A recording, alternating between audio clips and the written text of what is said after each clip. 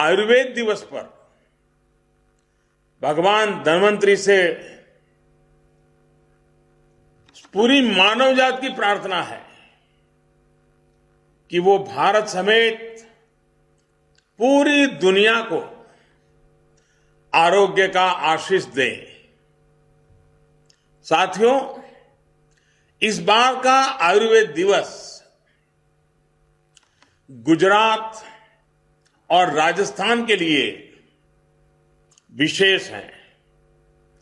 हमारे युवा साथियों के लिए भी विशेष है। आज गुजरात के जामनगर में institute of teaching and research इन आयुर्वेदा को इंस्टीट्यूट ऑफ नेशनल इंपॉर्टेंस के रूप में मान्यता मिली है। इसी तरह जयपुर के राष्ट्रीय आयुर्वेद संस्थान को भी डीम्ड यूनिवर्सिटी के रूप में आज लोकार्पित किया गया है। आयुर्वेद में उच्च शिक्षा, रिसर्च और स्किल डेवलपमेंट से जुड़े इन बेहतरीन संस्थानों के लिए राजस्थान, गुजरात के साथ ही पूरे देश को बहुत बहुत बधाई। साथियों, आयुर्वेद भारत की एक विरासत है जिसके विस्तार में पूरी मानवता की भलाई है। ये देखकर किस भारतीय को खुशी नहीं होगी कि हमारा पारंपरिक ज्ञान अब अन्य देशों को भी समृद्ध कर रहा है। आज ब्राजील की राष्ट्रीय नीति में आयुर्वेद शामिल है। भारत अमेरिका संबंध हो, भारत जर्मनी रिश्ते हो, आयुष और भारतीय पारंपरिक चिकित्सा पद्धति से जुड़ा सहयोग निरंतर बढ़ रहा है। ये भी प्रत्येक भारतीय के लिए बहुत गर्व की बात है कि WHO ने और अभी WHO के मुखिया और मेरे मित्र, उन्होंने एक बहुत महत्वपूर्ण घोषणा की है। WHO ने global centre for traditional medicine, इसकी स्थापना के लिए दुनिया में से भारत को चुना है और अब भारत में से दुनिया के लिए इस दिशा में काम होगा। भारत को ये बड़ी जिम्मेदारी सौंपने के लिए मैं वर्ल्ड हेल्थ ऑर्गेनाइजेशन का, विशेष रूप से WHO के महानिर्देशक मेरे मित्र डॉक्टर टेड्रोस का भी हृदय से आभार व्यक्त करता हूं। मुझे विश्वास है कि जिस प्रकार Bharat pharmacy of the world इस रूप में उभरा है, उसी प्रकार पारंपरिक चिकित्सा का यह सेंटर भी ग्लोबल वेलनेस का सेंटर बनेगा। ये सेंटर दुनिया भर की ट्रेडिशनल मेडिसिन के विकास और उनसे जुड़ी रिसर्च को नई बुलंदियां देने वाला साबित होगा। साथियों, बदलते हुए समय के साथ आज हर चीज इंटीग्रेट हो रही है। स्वास्थ्य भी इससे अलग नहीं है। इसी सोच के साथ देश आज इलाज की अलग अलग पद्धतियों के इंटीग्रेशन, सभी को महत्व देने की तरफ एक के बाद एक कदम उठा रहा है। इसी सोच ने आयुष को, आयुर्वेद को देश की आरोग्य नीति, हेल्थ पॉलिसी का प्रमुख हिस्सा बनाया है।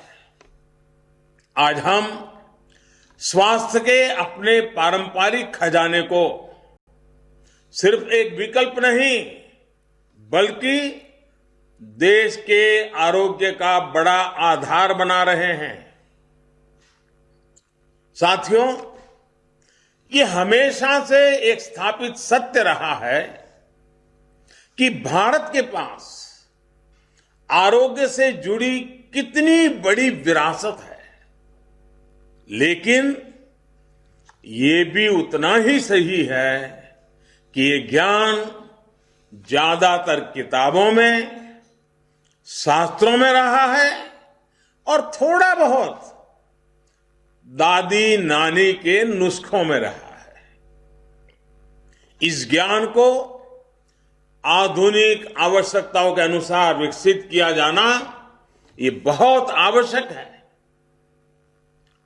इसलिए देश में अब पहली बार हमारे पुरातन चिकित्सा वाला ज्ञान जो है, उस ज्ञान विज्ञान को 21वीं सदी के आधुनिक विज्ञान से मिली जानकारी के साथ भी उसको जोड़ा जा रहा है, इंटीग्रेट किया जा रहा है, नई रिसर्च की जा रही है। 3 साल पहले ही हमारे यहां अखिल भारतीय आयुर्वेदिक संस्थान की स्थापना की गई है।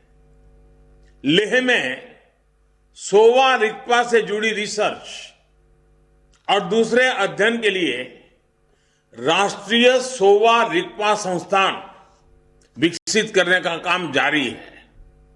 आज गुजरात और राजस्थान के जिन 2 संस्थानों को अपग्रेड किया गया है, वो भी इसी सिलसिले का विस्तार है।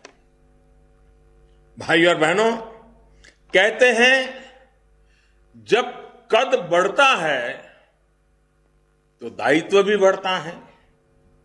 आज जब इन 2 महत्वपूर्ण संस्थानों का कद बढ़ा है तो मेरा एक आग्रह भी है।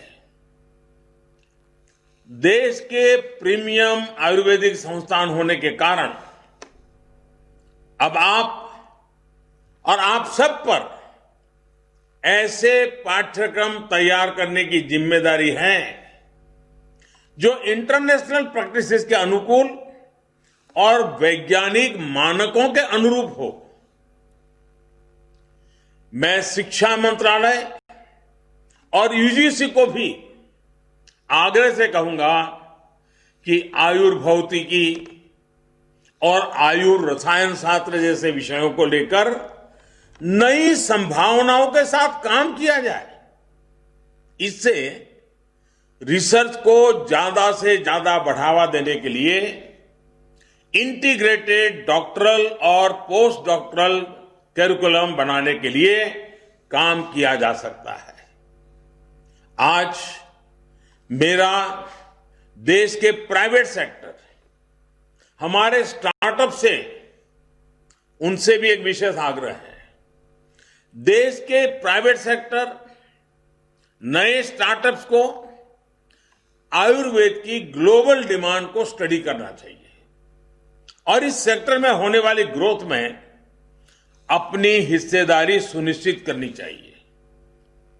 आयुर्वेद की लोकल शक्ति के लिए आपको दुनिया भर में वोकल होना है। मुझे विश्वास है कि हमारे साझा प्रयासों से आयुष ही नहीं बल्कि आरोग्य का हमारा पूरा सिस्टम एक बड़े बदलाव का साक्षी बनेगा। साथियों, आप भली भांति ये भी जानते हैं कि इसी साल संसद के मॉनसून सत्र में 2 ऐतिहासिक आयोग भी बनाए गए हैं। पहला, national commission for Indian systems of medicine और दूसरा नेशनल कमीशन फॉर होम्योपैथी। यही नहीं, नई राष्ट्रीय शिक्षा नीति में भी भारत की मेडिकल एजुकेशन में इंटीग्रेशन की अप्रोच को प्रोत्साहित किया गया है। इस पॉलिसी की भावना है कि एलोपैथिक एजुकेशन में आयुर्वेद की बेसिक जानकारी जरूरी हो और आयुर्वेदिक एजुकेशन में एलोपैथिक प्रैक्टिस की मूल जानकारी जरूरी हो। ये कदम आयुष और भारतीय पारंपरिक चिकित्सा पद्धति से जुड़ी शिक्षा और रिसर्च को और मजबूत बनाएंगे। साथियों, 21वीं सदी का भारत अब टुकड़ों में नहीं, होलिस्टिक तरीके से सोचता है। हेल्थ से जुड़ी चुनौतियों को भी अब होलिस्टिक अप्रोच के साथ उसी तरीके से ही सुलझाया जा रहा है। आज देश में सस्ते और प्रभावी इलाज के साथ साथ प्रिवेंटिव हेल्थ केयर पर वेलनेस ज्यादा फोकस किया जा रहा है। आचार्य चरक ने भी कहा है, स्वस्थस्य स्वास्थ्य रक्षणम आतुरस्य विकार प्रशमन च, यानी स्वस्थ व्यक्ति के स्वास्थ्य की रक्षा करना और रोगी को रोग मुक्त करना, ये आयुर्वेद के उद्देश्य हैं। स्वस्थ व्यक्ति स्वस्थ ही रहे, इसी सोच के साथ ऐसे हर कदम उठाए जा रहे हैं जिससे बीमार करने वाली स्थितियां दूर हो। एक तरफ साफ सफाई, स्वच्छता, शौचालय, साफ पानी, धुआं मुक्त रसोई, पोषण, इन सभी पर ध्यान दिया जा रहा है, तो वहीं 1.5 लाख हेल्थ और वेलनेस सेंटर्स हिंदुस्तान के कोने कोने में तैयार किए जा रहे हैं। इनमें विशेष तौर पर 12,500 से ज्यादा आयुष वेलनेस सेंटर्स पूरी तरह आयुर्वेद को समर्पित हैं, आयुर्वेद से जुड़े बन रहे हैं। साथियों, वेलनेस का ये भारतीय दर्शन आज पूरी दुनिया को आकर्षित कर रहा है। कोरोना के इस मुश्किल समय ने फिर दिखाया है कि हेल्थ एंड वेलनेस से जुड़ी भारत की ये पारंपरिक विद्या कितनी कारगर है। जब कोरोना से मुकाबले के लिए कोई प्रभावी तरीका नहीं था, तो भारत के घर घर में हल्दी, दूध और काढ़ा जैसे अनेक इम्यूनिटी बूस्टर उपाय बहुत काम आए। इतनी बड़ी जनसंख्या, इतनी घनी आबादी और ऐसा हमारा देश अगर आज संभली हुई स्थिति में है, तो उसमें हमारी इस परंपरा की भी अहम भूमिका रही है। साथियों, कोरोना काल में पूरी दुनिया में आयुर्वेदिक प्रोडक्ट्स की मांग तेजी से बढ़ी है। बीते साल की अपेक्षा इस साल सितंबर में आयुर्वेदिक उत्पादों का निर्यात लगभग 1.5 गुना, करीब करीब 45% बढ़ा है। यही नहीं, मसालों के निर्यात में भी काफी बढ़ोतरी दर्ज की गई है। हल्दी, अदरक, ऐसी चीजें जो इम्यूनिटी बूस्टर मानी जाती हैं, उनका निर्यात अचानक इस तरह बढ़ना, ये दिखाता है कि दुनिया में आयुर्वेदिक समाधानों और भारतीय मसालों पर विश्वास कितना बढ़ रहा है।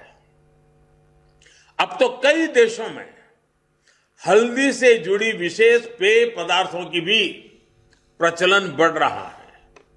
आज दुनिया के प्रतिष्ठित मेडिकल जर्नल्स भी आयुर्वेद में नई आशा, नई उम्मीद देख रहे हैं। साथियों, कोरोना के इस काल में हमारा फोकस सिर्फ